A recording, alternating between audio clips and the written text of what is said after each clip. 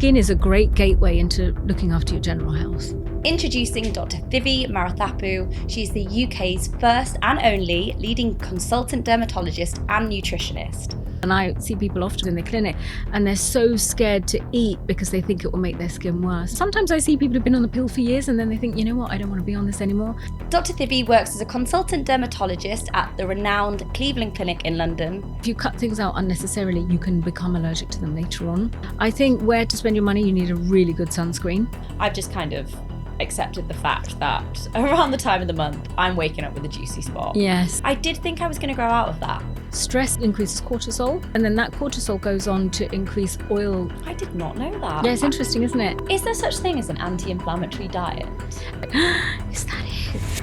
Hello everyone, and welcome back to Vision of Health, the podcast where I talk to qualified experts about what being healthy really looks like in everyday life. I'm Dr. Frankie Jackson-Spence. I'm a medical doctor specialising in cancer research. My mission is to bridge the gap between science and real life, offering you practical advice to help you improve your lifestyle that is actually backed by the evidence. I'm Dr. Frankie, and this is my Vision of Health. Our skin is such an important part of our health, and often if something is going on internally, be that stress, a food intolerance, or a health condition, it shows up on our skin. And the condition of our skin can have a huge impact on our self-confidence and self-esteem, which comes as no surprise as the global skincare industry is worth a whopping $180 billion. Introducing Dr. Thivi Maruthappu. She's the UK's first and only leading consultant dermatologist and nutritionist. Her pioneering expertise bridges the gap between diet and skin health. Dr. Thivi, welcome to Vision of Health. Thank you so much, Frankie. Excited to be here. Thank you so much for coming. I'm always very grateful for anyone that is super busy like you, giving up their time to come and set the facts straight and share all of your wonderful knowledge. So really do appreciate it. So you are the first dual-trained consultant dermatologist and nutritionist. Yes, but hopefully there'll be some more of my colleagues training in nutrition, so there'll be more of us, because I think it's such an important area. And it's something that I get asked about all the time. Even before I got trained in nutrition, people used to come to clinic all the time and say, should I cut this out? Is it dairy? So I think it's something that, just upskilling a little bit can massively improve what you can offer to people. I love that. And I completely agree with you. I've often had those questions where I've thought, is it that I've eaten this and my skin's flared up or broke out or something? So there's loads of questions that we can delve into and kind of separate whether it is fact or fiction today. How much does our diet affect our skin? Can we eat our way to better skin? So your skin and how it looks is really lots of different pieces of a puzzle together. Nutrition is an important part of that because the nutrients that your skin needs for health comes from the food you eat. It's not from the skincare that you're applying. The food you eat is digested, it goes into your blood, and that eventually reaches the blood vessels in the skin and supplies them with everything we need. How do we know that? Because if you're missing a vitamin, often you're going to see the signs in your skin. And it's one of the first places we would look for a vitamin deficiency. So yes, it is a really important part of skin health, but there's so many other factors at play as well. Genetics, environmental factors, stress is a big one as well, the climate. So your skin is influenced by all of these things together. I think that's great that you set the facts straight, because often we can be really victim to seeing someone with great skin and they say that they use a product and you rush out and you spend hundreds of pounds on this product thinking that you're going to get the same kind of skin quality and texture and things, but actually there's more to it than just the products we use. Exactly. And just like nutrition is so individual, which is something that you talk about a lot, your skincare routine is also very individual and everybody reacts differently to the same products.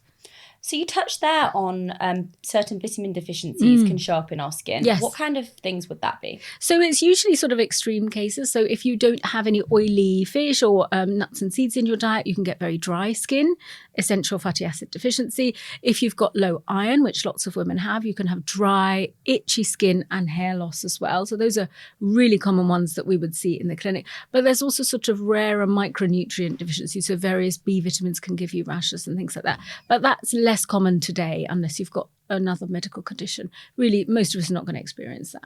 And are people following kind of trendy diets like plant-based plant-based diets Yes. or vegan diets. Yes. You mentioned about B vitamin deficiency Yes. there. Would they be susceptible to that? So if you're following a purely plant-based diet, you do need to be really careful with what you supplement with. I mean, it's an incredibly beneficial diet because you've got so many nourishing plants in there, so many phytonutrients, but there are things you need to be very mindful of. So you obviously need to supplement with B12. And if you don't have enough B12, sometimes one of the signs we see is dry, brittle hair and hair loss as well. Some people might need an iron supplement if they're running a bit low on iron, and we do blood tests to see that. And it's also worthwhile supplementing with an omega-3, and you can do a vegan omega-3. So I think those are the three that are worth thinking about. Yeah. And I think even people who aren't necessarily plant-based, we Yes. don't eat enough oily fish in this country Absolutely. anyway. Some people don't like it. It's expensive. There's lots of reasons why people don't have enough oily fish in their diet. And that really is the best source for those important omega-3 fatty acids, which are so essential for your skin health. So if someone was suffering with poor skin or dry skin, you mentioned Yes, there, should they go and get a blood test to check for these deficiencies? It's quite difficult you can't measure fat levels in the skin necessarily. But if you've got other symptoms, say, for example, you've got heavy periods, you're feeling really tired, your skin is dry and itchy and your hair is falling out, there's no question you should go and get your blood count checked and have your iron profile checked as well. And improving it in your diet as well as maybe supplementing if it's very low, you will most likely feel much better. And I see that in the clinic all the time. It's funny, isn't it? Because we haven't even touched on skincare products yet. And there's so much more to it. So what foods should we be eating for healthy skin? So I always say it's a very balanced approach. I don't really like people cutting lots of foods out for healthy skin. I don't actually think that's where the answer is, unless you've got a allergy or an intolerance where you really can't eat that food. Actually being very inclusive is important. And, you know, when I was writing my book and in the clinic, I thought, how am I going to make this easy for people to remember? Because it's really hard to think about what you need on your plate. So I came up with this acronym GLOW, which sounds a bit cheesy, but people remember it and it works. Oh, we love to glow. So G is greens, and it's all the different colours, fruits and vegetables that people, you know, really should be eating. All those different colourful fruits and vegetables have got different antioxidants, and each different one can help us in a different way. So really eating that rainbow from blueberries, carrots, you know, we want pumpkin, things that are all the different colours of the rainbow. We've got lean protein, absolutely need that because your skin is primarily made of protein. So that could be chickpeas, it could be chicken, it's up to you. You need those good oils, whether that's oily fish, whether that's nuts and seeds, olive oil as well. And finally, whole grains, which are really important for your gut health as well. And that's something people often try and remove, those really important whole grains. But actually, we need to look after our gut health because we're learning a lot more about the gut-skin axis now. That's so important. And do you think these benefits of the foods we're eating have, like, the ingredients they contain have direct benefits on the skin, or is it because it improves the gut microbiome? So I think there's two. So there's effect on the gut microbiome, and then there's separately also the direct benefits of those vitamins. So for example, antioxidants that you eat, if you have blueberries, for example, those will reach your skin and that protects against free radical damage. So that is a direct route through the bloodstream that's totally separate from the gut microbiome. And what sort of research have you seen or worked on that links the gut microbiome to skin? So we actually recently finished a very large project at King's that looked at this huge body of data that's out there about the gut and the skin.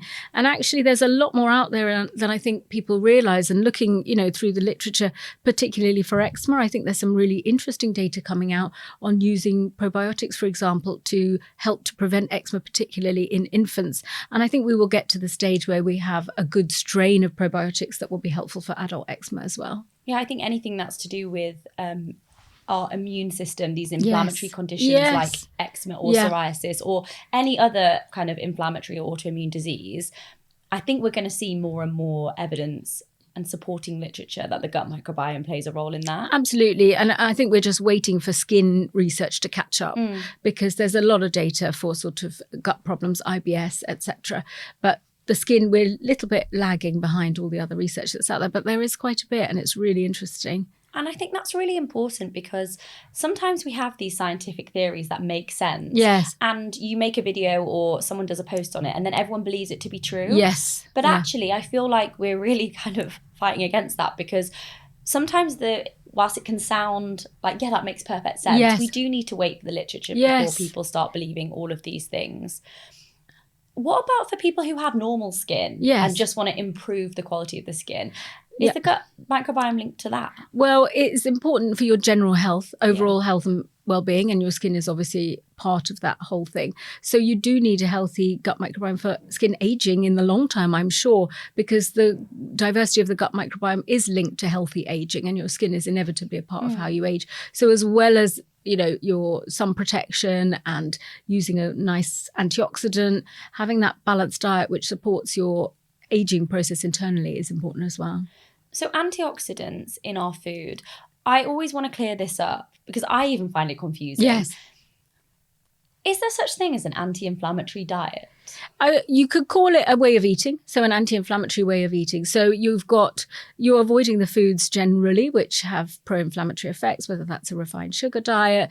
For some people, those are heavily processed foods as well. And you're really leaning back into that sort of Mediterranean style diet. And a Mediterranean style diet can be adapted to any different cultural preferences. So whether you are Asian like I am, you can make changes that will fit in with that sort of dietary approach. Because when you were talking there about how the blueberries Yes. and the antioxidants will benefit your skin, I do know that theory, but sometimes I think to myself, is this actually going to make a difference? So they've done studies. Yeah, so there are studies that look at how quickly you burn, for example, after you've had lycopene, which is in tomatoes. Yeah. And actually the sun damage is less in the people that took the lycopene, so that the extract from the tomatoes. So there is evidence that those antioxidants in foods can be helpful.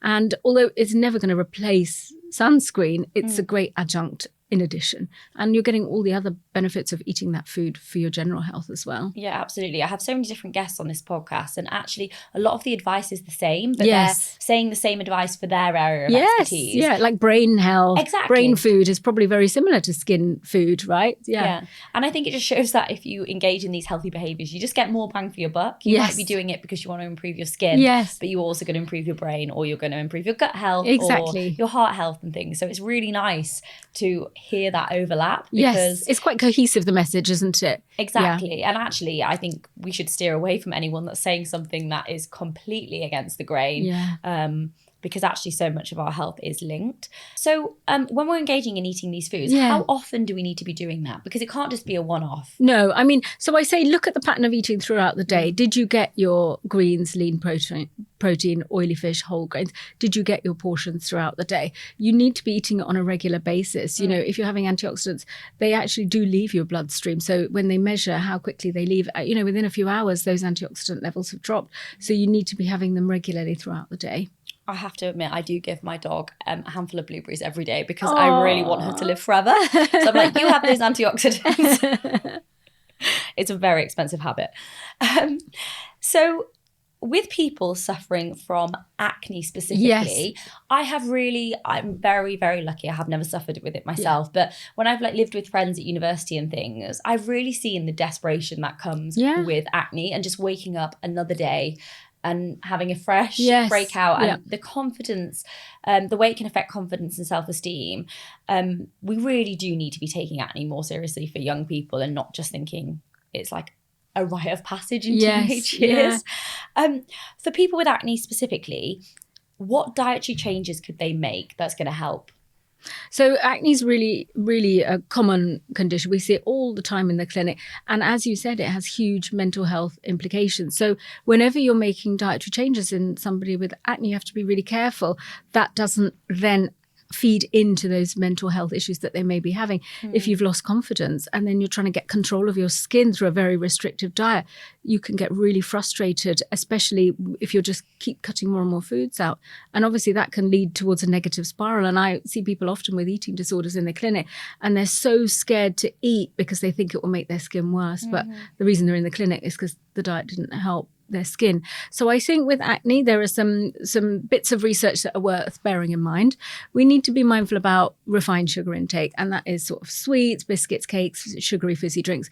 You need to just make sure that is within what the UK guidelines is, which is 30 grams a day. You don't need to go keto and cut everything out. You can have cake, if you go out with your friends. You can have, that treat, but you just need to make sure that your sugar intake for the day is within sensible limits. There is no research that says if you go way below that, you have a better chance of clearing your acne. So it's sensible, it's not restrictive.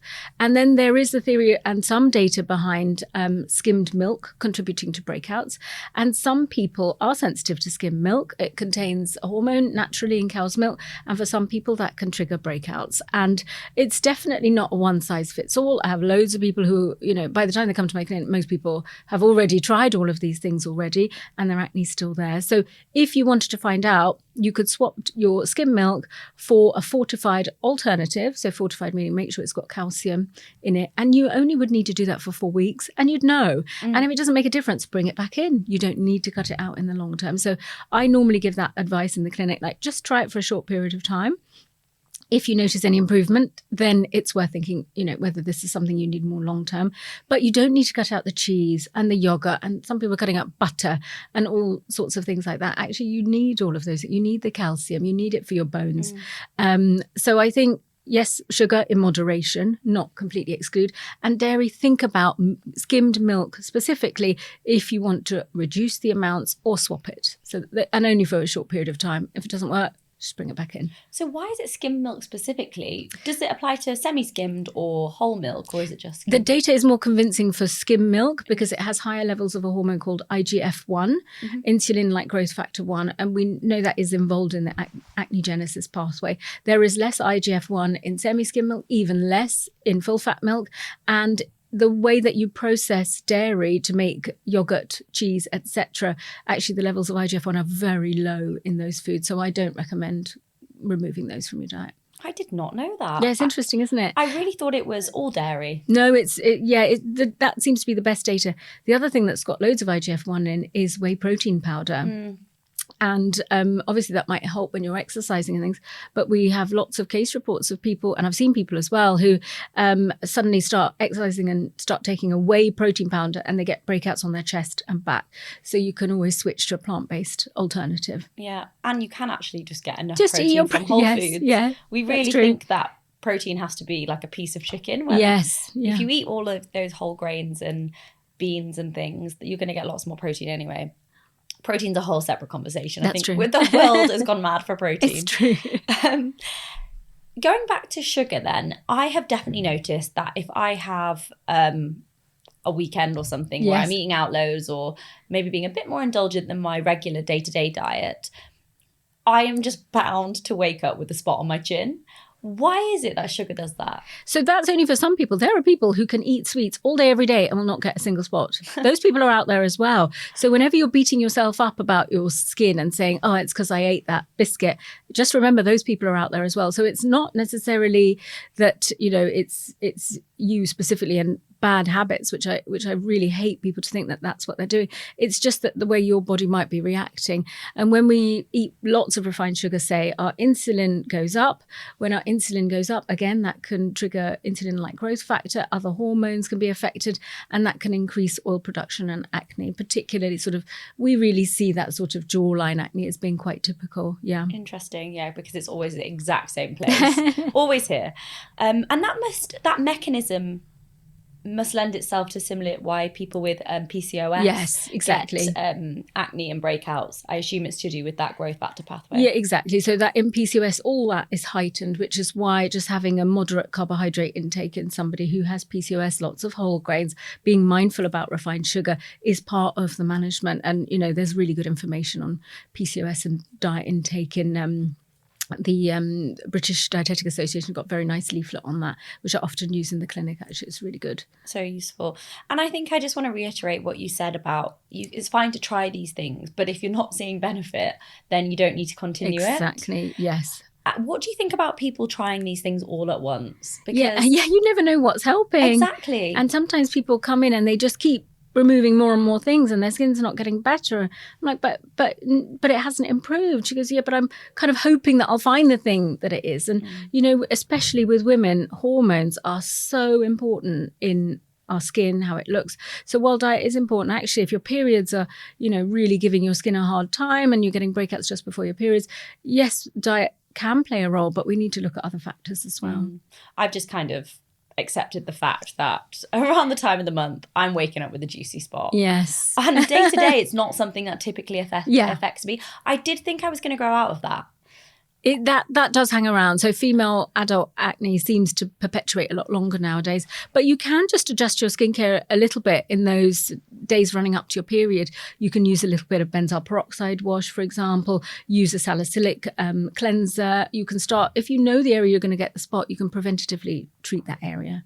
I think people are often frightened, actually. You get one group of people who are changing their skincare all the time. Yes. And probably too much. Yes. But then you get people like me that are probably a bit afraid to Yes. change anything. Yeah. I wouldn't typically do what you just suggested and tweak my skincare because I think I don't want to rock the boat. Yeah, so I think like the week running up to your period, that's a sensible time. You could just introduce something small. But I am all for consistency, and my skincare routine is so boring. I went to give a talk to some teenage girls, and I said like this is what I use, and they were all kind of like, is that it? Yeah, because that's not what Where's TikTok tells everything you. else?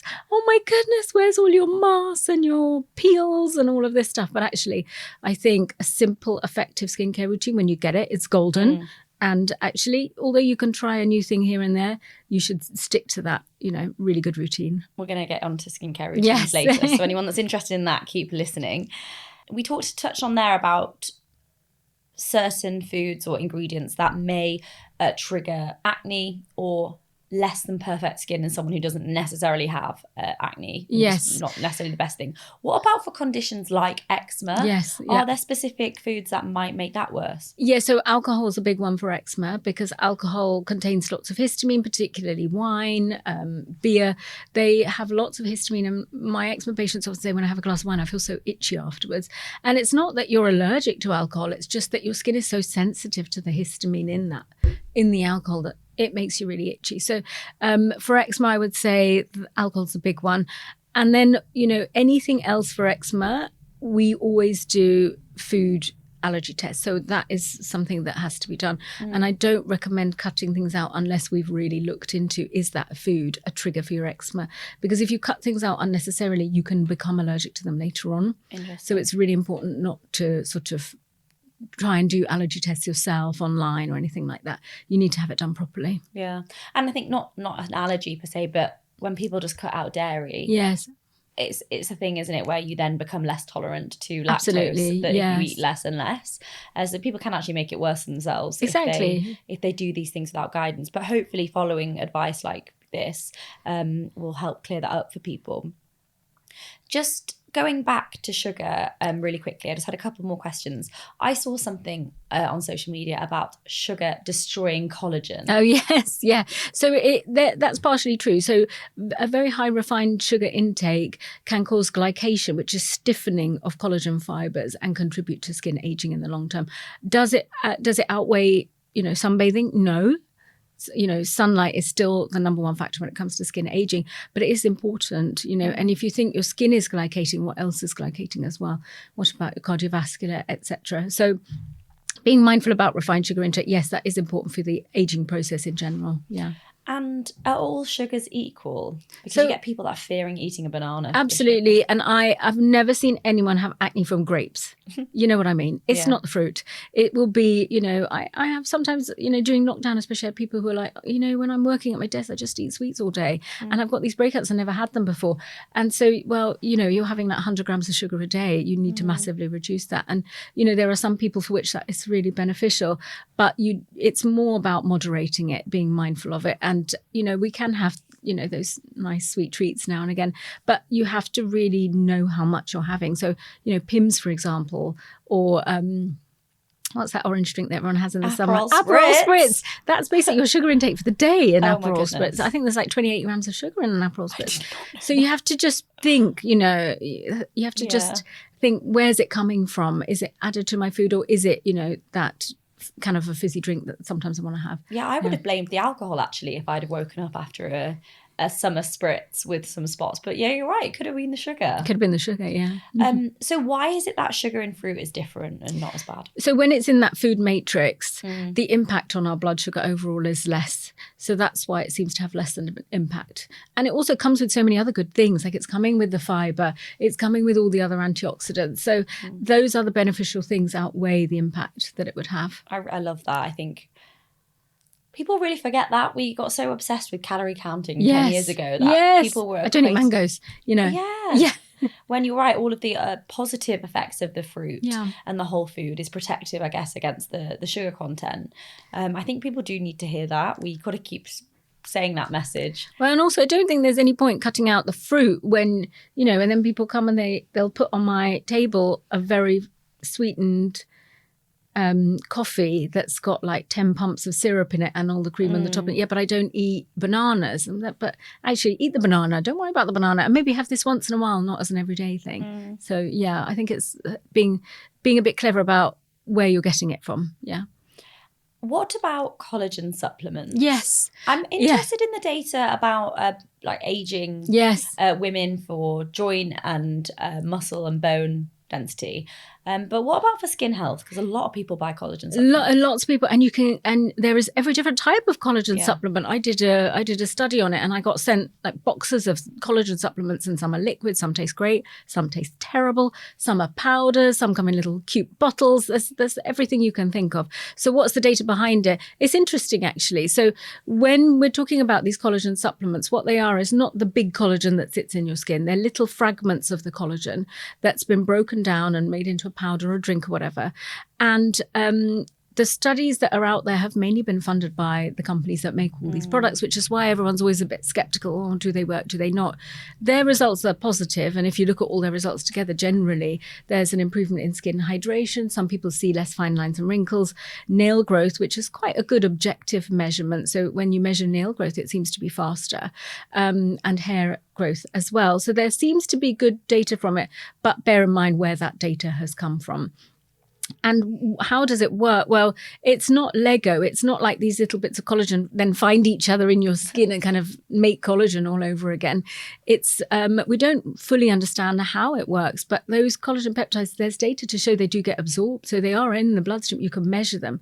And there's more data to show that it gets to the skin itself. So the bit that we're missing is how from the skin, those collagen peptides improve skin hydration and appearance.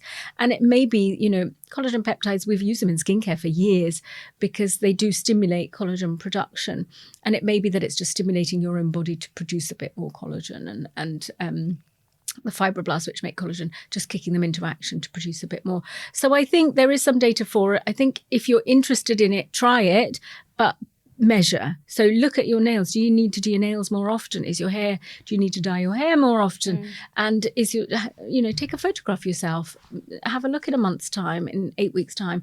Don't change your skincare routine. Just check and see, is this thing that I'm investing in, is it worth it? Is it making a difference? If it's not, don't bother. If you think, yeah, this is great, my nails are growing, my hair's growing, then yeah, it doesn't seem to be harmful to continue with them. I think that's important because it's really difficult for us as doctors to talk about supplements, Yes. I think.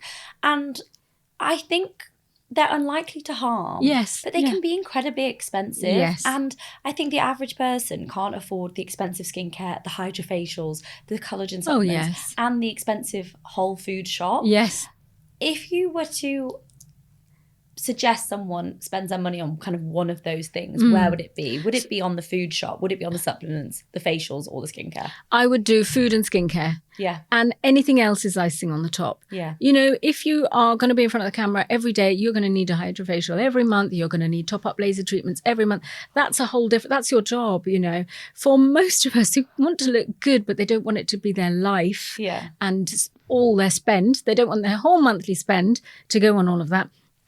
Diet, good skincare routine. And then if you need it, you know, we are here. If you need professional treatment, so if you need a prescription strength treatment, we have so much to offer from that point of view. But the diet and the skincare would be the basics. Yeah, I agree. I think sometimes when I'm doing my online food shop, I can be like, gosh, I'm spending so much money.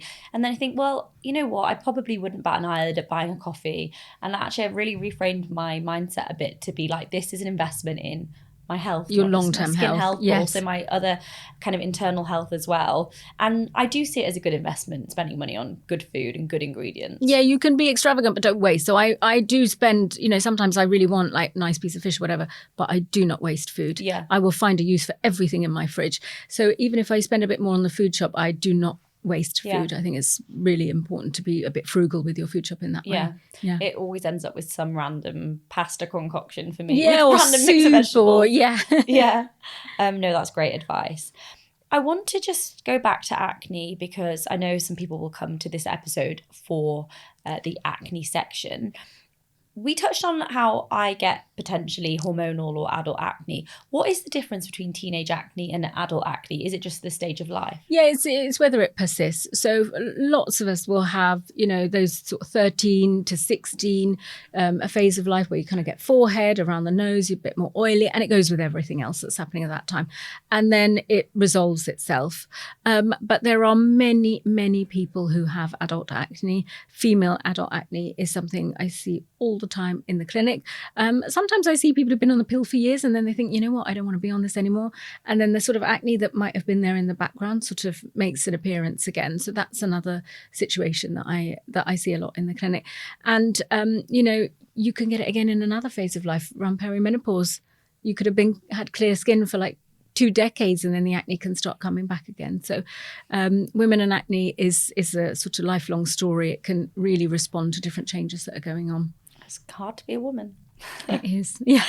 And there's different terminology here, like cystic acne, Yes. hormonal acne, or just like a breakout. Yes. Are they different things? Well, it's a big umbrella term, right? Acne. And people get really severe, painful, deep lumps under the skin that can leave scarring. That would be cysts and nodules. Or you can get just a few little red spots, sometimes a little pussy spot here and there. And that's a much milder end of the spectrum. So it's a huge spectrum. And you can have different things even throughout the month. You can have, that certain times a month you're going to get certain type of deep cysts just before, but the rest of the month you're just getting the little red spots. So it's how severe it is when it looks, how much scarring there is, and how much it affects you. Those are the really important things when we think about how we're going to treat the acne. So if you're someone who gets a spot every few months, is that acne? It's still under the umbrella of having, of a pimple, a breakout, There's just different severities. Degrees of severity, yeah. I can be guaranteed that if I have an important event or a Yes. big day or, a work presentation or an important panel talk or something, I'm going to wake up with a spot. Why do I get spots when I'm stressed? It is so typical. So we get brides before their wedding. They haven't had spots for years and suddenly they've got a massive breakout, and, it happens all the time. And that's because, as we said in the beginning, the skin is so influenced by other things. It's a little bit food, it's a little bit genetics, but also stress. And there is a brain skin link as well. And stress increases cortisol in the blood. That's our stress hormone. And then that cortisol goes on to increase oil production in the skin. And that can lead to breakouts as well. Okay, so there is actually science behind it. There's science behind it. And I suppose if you're stressed as well, you're probably going to not be sleeping as much and not prioritizing cooking home cooked food in the same way. Yeah, and exercise and maybe skimping on your skincare routine a little bit. It's all these things surmounted. Yeah. Does exercise improve our skin? Exercise improves blood flow to the skin. You've got that post-exercise glow. So it depends what type of exercise and how much you're doing. Because, some people say if I've got someone with rosacea doing hot yoga, that's a big no-no because they're going to get so red and that can lead to persistent redness. So I always say, you have to tailor it for if you have a specific skin concern. And if you've got eczema, sweat can make it really sting and burn. So you might want to do something a little bit slower paced, and some people can do any type of exercise and, it's fine. And if you've got, say, for example, hormonal acne and PCOS, well, actually exercise can be quite good for your insulin levels as well. And so it can be good in different ways, but you just have to tailor it. Yeah, I love it. I just love talking about the benefits of exercise. I think it's funny, isn't it? Because I can talk so much about the benefits of exercise for reducing our cancer risk or brain aging and things. But when it comes to me saying, exercise is going to help your skin, people love that. Yes. The skin is really, exactly. Skin is so instant gratification and people care so much about their skin, because you don't see your heart health, you don't see your lung health or anything like that. But skin is a great gateway into looking after your general health. Yeah, I completely agree. And the final thing I wanted to ask about acne is the treatment. Yes. Because I have had so many friends that have gone to the doctors with acne and then been really disappointed that they've been prescribed a topical treatment or antibiotics or something. And they come to me and they're like, can't you prescribe me something? Obviously I can't. Do you think that we should be trying those first milder topical things? Or if people are kind of on the fence, should I go privately and get Roaccutane or something? They should be doing that. I use topicals all the time in clinic, Okay. so I use them all the time. So used correctly and used in the right order with the right skincare, actually you can get amazing results from topicals. And that really, massively sustains people because maybe they don't want to take a tablet treatment. Some people really don't want to. There are hormonal treatments for acne. There are antibiotics we use. And I think all of them have their place. And it's looking at the person in front of you and thinking, well, you've done this already. These are the options we have now. What do you think about this? And we always talk it through, but I use skincare all the time. A really good retinol, some benzoyl peroxide, topical antibiotics, for example, that's all part of the day-to-day management of acne. There's good evidence behind them. If you're getting results from them, brilliant. It's if they're not working. If you try them and they're not working, well, we have to move on. And there's always a moving on. So it is worth starting there first, because I think sometimes people feel a little bit pied off. I totally get that, but it depends on the severity as well. So if someone came to me with severe cystic acne, scarring, huge mental health impact, I'm not going to send them home with a cream and say, okay, off you go. No, we're going to talk about other treatment options. So it depends how severe it is and how much it's affecting someone as well. And I think as well, there are lots of nasty side effects from the oral treatments as well. So each one has its own set of side effects, and some people get them, some people won't. And again, that's something we talk through. It's always a sort of risk benefit. Yeah. I think that's important to hear, because I always feel really bad thinking, that's probably not going to work. But actually, it's nice to hear that it might. And I think also with antibiotics, it is part of our treatment of acne. Yeah. And I use probiotics usually when I'm giving someone antibiotics for their acne. I'll want to do some probiotics before, during, and after, just to help support the gut health. And I'll always give them advice on, really try and eat for your gut health during this time, because you can get side effects from those treatments. But for some people, those treatments are so effective. So I don't like to take treatments off the table unless we've got a good reason. You touched there on probiotics. Yes. For people who are taking the antibiotics. What about the average person who just wants to improve their skin health? Would you recommend probiotics? It's much better to get it through food. It's much more effective to get it through food. So, we don't have enough data that just taking a general probiotic is going to improve your skin. And if you're doing it through food, actually you'll get so many more benefits that way. Yeah. Again, if anyone's listening that is doing it all, I don't think the probiotic's going to harm, but I just don't think it needs to be the focus of your energy and efforts. And there's no point taking a probiotic and then, not necessarily doing all the other things that are important for your health, which I also see a lot of that. I see people who work really hard and have got really long hours and, all their food is takeaways and things like that. But they're like, it's okay, I take a green powder, really expensive green powder supplement.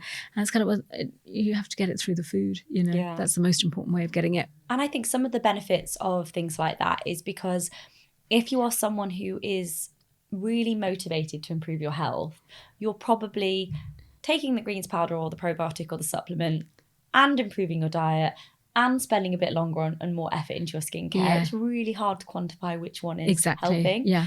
I think that's really important, because we just get, especially with social media, we just get sucked into these trends. Yes, and the desire to purchase, that you can buy your way into this great skin or, perfect hair or whatever. I think it just comes from those desperate moments, like you have low confidence because you've woken up with a breakout and a click, and you get a dopamine hit from the shopping, but you also think it's going to help. Yeah. It often does come from a bad place when we make those impulse expensive decisions. Yeah. Absolutely. Yeah. Gosh, yeah. And it's always frustrating, isn't it? Because it seems like men just use the bog standard 2-in-1 body wash shampoo on their face, on their hair, and have amazing skin. Well, as we said before, hormones have so much of a role to play. But I have lots of male patients with acne as well. And I think sometimes men with acne feel a bit more embarrassed. They're like, oh, well, it's not that bad. Maybe I don't need to see someone. But actually it does affect them as well. Yeah. And also it's less acceptable to pop some concealer on it. It's true. Yeah. So really, many have even better skin, don't they? Because we put a bit of makeup on. Yeah, makeup. If you don't remove it really well, if you're wearing it every day, you've got to make a point of removing it really well. Spend as much time taking it off as you do putting it on. I love that. It's also quite therapeutic. I always think doing my evening skincare is kind of a moment for myself. A moment for yourself, exactly. And I really used to rush it. I would never skip it, but I used to just quickly think, I'm really tired, I want to get into bed. And now I'm like, I can live a slower life. Yes. I can spend 5-10 minutes on my skincare. It's worth it. Absolutely. Yeah. So let's move on to skincare then. Before we do, what is more important, diet or skincare? Can you pick? It's really hard. I wouldn't ever do one without the other. Okay. And I think some people try and just do it through diet. There's people who are very naturalistic in their approach. They just want to do everything through diet, and that's fine. But still have your skincare routine, still use the sun protection, moisturize, things like that. And there are some people who want to do it all through skincare. And I would say just still be mindful of your diet, careful of your alcohol intake, careful of your refined sugar intake. So yeah, I think they're just important to do both. There's a lot of talk on social media at the moment about the skin barrier. Yes. Can you talk us through what the skin barrier is and how we can optimize it? So your skin barrier protects you from the outside world, and your skin is built up of multiple layers. The barrier is the outermost layer.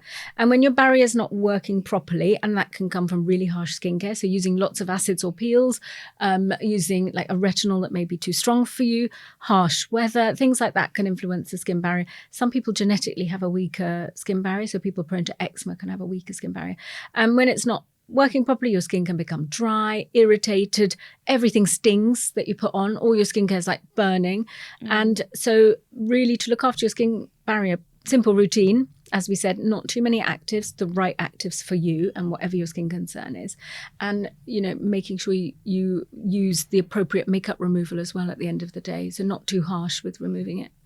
Oh, that's made me think. I put my moisturiser on last night and it burned. Did it? Yeah. But you've just been skiing, haven't you? Yeah. Yeah. So maybe that's why your barrier was a little bit, From the cold. From the cold, yeah. And it's, the wind and yeah. So harsh acids and retinols can damage the skin barrier. If you're not using the right one for you. So some people, you can use those things, but it's just how often and how strong they are. Yeah. And then weather. Yes, definitely weather. So cold weather, going from hot to cold, things like that can affect, it can become dry, your skin can become flaky.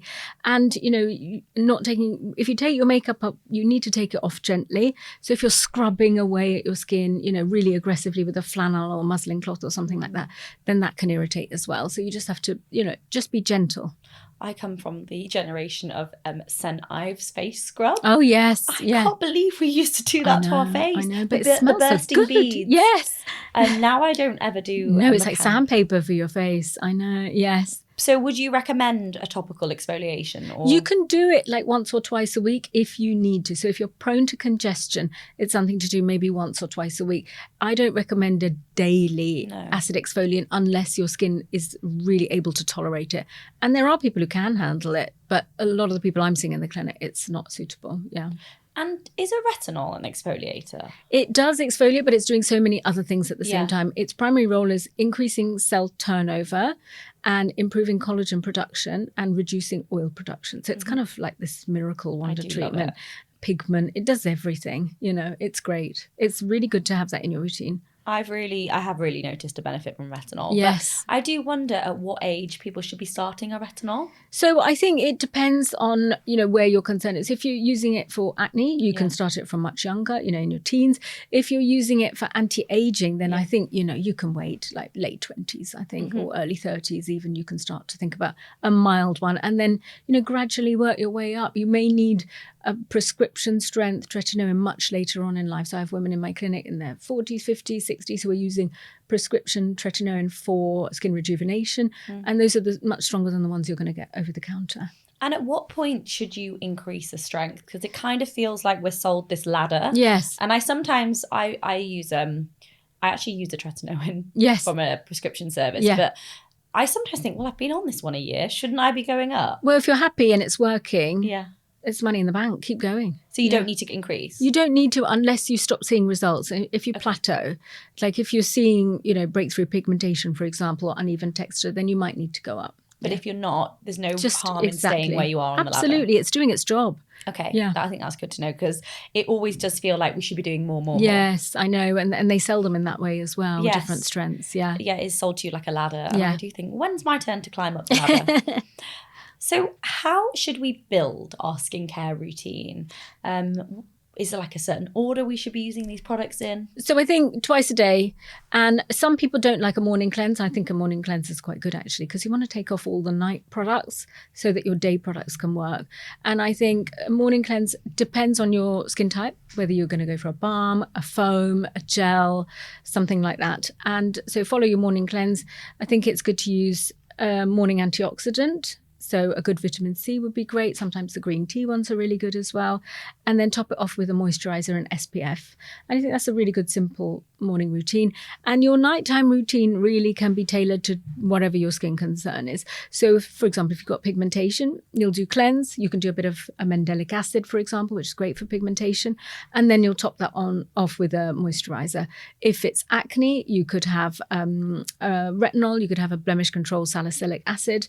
You really can tailor it depending on what your skin concern is. If it's rosacea, azelaic acid, for example. So I never use the same skincare routine choice. I'm always fiddling with it. I'm always like, well, maybe you could do a bit of this, or actually you might need a 15%, not a 20%. So I'm always thinking about how to tailor it to whatever someone has. And you have to get to know your own skin a little bit to know what's going to be the right thing for you. And I think that's really hard because we see these beautiful people on social media and they say, this is my skincare routine. Yes. And it doesn't mean it's going to work for the person watching the video. Absolutely. And also that might not really be their skincare routine, because I see a lot of people in the clinic who, are public facing, and their skincare routines are so much more than, models, actresses. That's their job. So they're going to have a lot more going. They'll have injections like Profilo, for example, or skin boosters to improve their glow, as well as lots of facials, light therapy, laser. If you're an actress and it's your job, you're going to throw the whole bank account at making sure you look amazing all the time.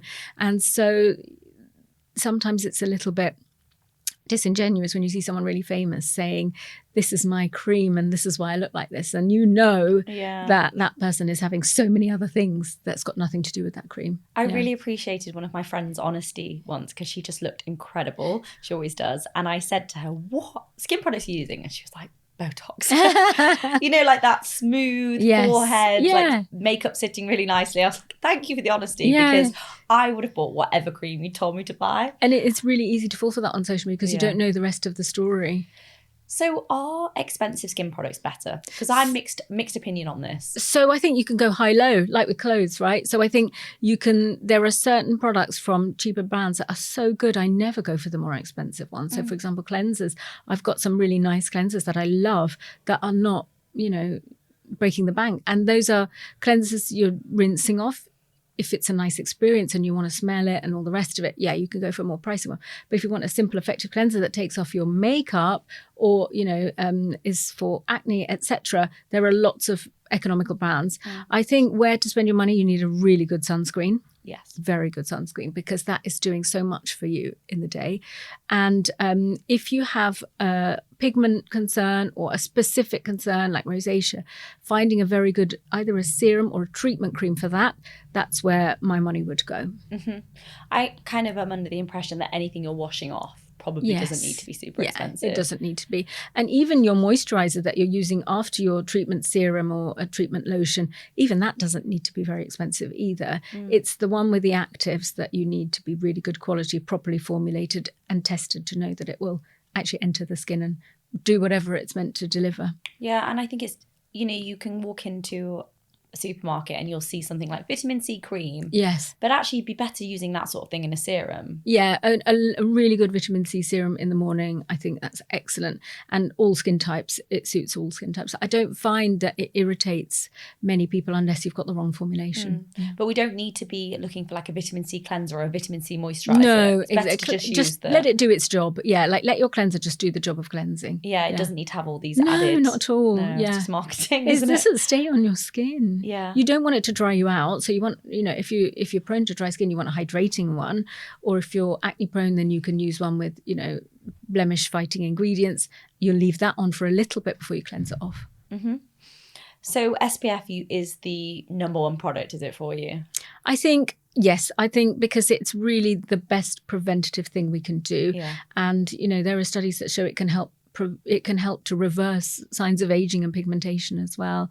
And I think, you can if you really care about your skincare routine, there's no point spending so much on all the other bits if you're not consistently good with your sunscreen. It amazes me how many people spend hundreds of pounds every few months on Botox Yeah. and aren't wearing SPF. I mean, it makes no sense at all. It makes absolutely no sense. Botox works in a very specific way in that it stops movement, but the quality of your skin is not. It's a totally different ballgame. So you may not have the wrinkles, but what about the quality of the skin that you do have? So important. So if it's a day like today and it is miserable and cloudy outside, or I'm not leaving the house, I'm working from home, do I need to wear an SPF? So it depends what your goal is. So if it's an anti-aging thing, or if you get pigmentation, I'm really prone to pigmentation. So if I'm sitting in front of my desk, which faces the window, even if I'm at home, I'm going to put sunscreen because UV comes through the window. And even on a grey day, we've got some of the UVA rays, which is important for skin aging. So I do all year round. But that's because I get pigmentation and don't want to get wrinkles. But if you are less bothered about those things and you just want to do it during the summer months, absolutely you can. And I think that's really important, that you don't have to strive for perfect skin. No. It's completely acceptable to just let yourself age if you want. Exactly. But I have to admit, I would wear SPF 50 every single day, even in winter. I think it's so easy to do, and the formulations now are so good that they feel so light. Actually, why wouldn't you? It's like a makeup primer. Yeah, exactly. Yeah, absolutely. Especially they sit really well under makeup. So many of them are really good for that. Or some of them are just give you a lovely glow that I wear instead of a base now. It's for me, that is my number one product for sure. And on the backs of my hands. Yes.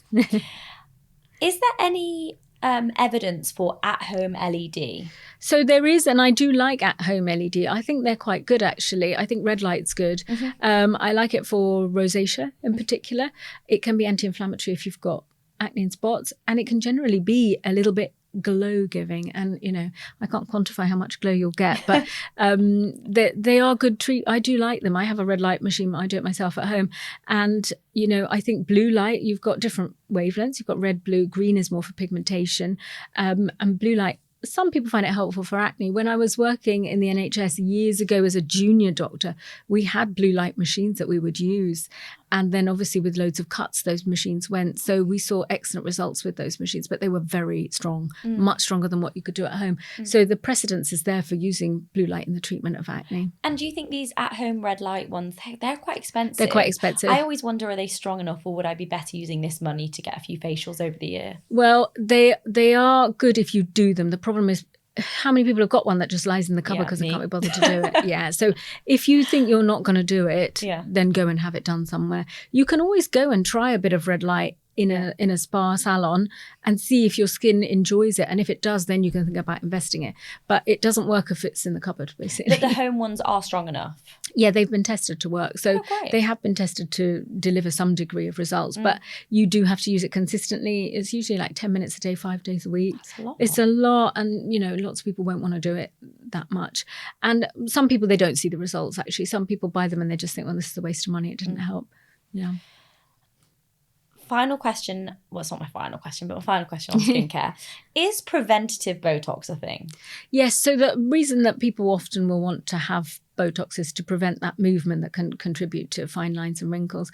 But I think we were just saying earlier, I just think there are so many other things that's worth doing. Yeah. I think you've got to do the sunscreen, you've got to eat properly, have a good skincare routine.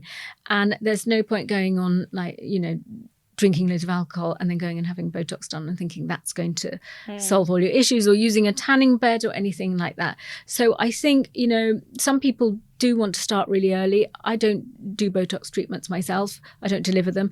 But I think really you want to delay using them.